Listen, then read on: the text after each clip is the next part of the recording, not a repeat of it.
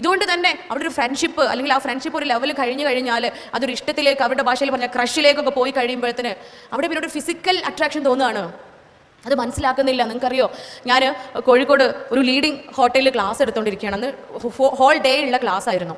ഈ ക്ലാസ്സിനിടയിൽ നമ്മളിടക്ക് ഒന്ന് ഫ്രഷ് ആവാൻ വേണ്ടിയിട്ട് പുറത്തിറങ്ങും. അപ്പോൾ റിസപ്ഷനിലൊക്കെ പോയി നോക്കുന്ന സമയത്ത് ചെറിയ ചെറിയ പെൺകുട്ടികളും ആൺകുട്ടികളും അനിയത്തിമാർ, എൻ്റെയൊക്കെ ചെറിയ അനിയത്തിമാരാണെന്ന് തോന്നത്തക്ക രൂപത്തിലുള്ള നമ്മുടെ കുഞ്ഞു മക്കൾ 8-ലോ 9-ലോ 10-ലോ +1 +2 ഒക്കെ പഠിക്കുന്ന ചെറിയ പെൺകുട്ടികൾ ആൺകുട്ടികൾ അവിടെ റൂമിന് വേണ്ടിയിട്ട് വെയിറ്റ് ചെയ്യുന്നുണ്ടാവും. അപ്പം നമുക്ക് ആരും മനസ്സിലാവില്ല അല്ലേ? മാസ്ക് ഇടുന്നുണ്ടല്ലോ. മാസ്ക് ഇടുന്നത് എന്തിനാ? കൊറോണ വരാണ്ടിരിക്കാന് അല്ലേ? കൊറോണ വരാണ്ടിരിക്കാനല്ലേ നമ്മളൊക്കെ മാസ്ക് ഇടല്? അതെ, കൊറോണ ഉണ്ടാവാൻ പാടില്ലല്ലോ, അതിന് വേണ്ടിയിട്ടാ. അപ്പോൾ മാസ്ക് ഇടുന്നത് കൊണ്ട് നമുക്ക് ആളെ ഐഡന്റിഫൈ ചെയ്യാൻ പറ്റൂല. നമ്മൾ ആലോചിക്കണം, നർമ്മം കലർത്തി ഇതൊക്കെ പറയുന്നുണ്ടെങ്കിലും മനസ്സിൽ ഇങ്ങനെ ആഗ്രഹിക്കാറുണ്ട്, തമ്പുരാനെ എൻ്റെ കുഞ്ഞ്, എൻ്റെ മക്കള്, അല്ലെങ്കിൽ ഞാൻ അറിയുന്നവര്, എനിക്ക് വേണ്ടപ്പെട്ടവര് ആരും തന്നെ അതിൽ ഉണ്ടാവരുതേ എന്ന് മനസ്സിൽ ആഗ്രഹിക്കാറുണ്ട്.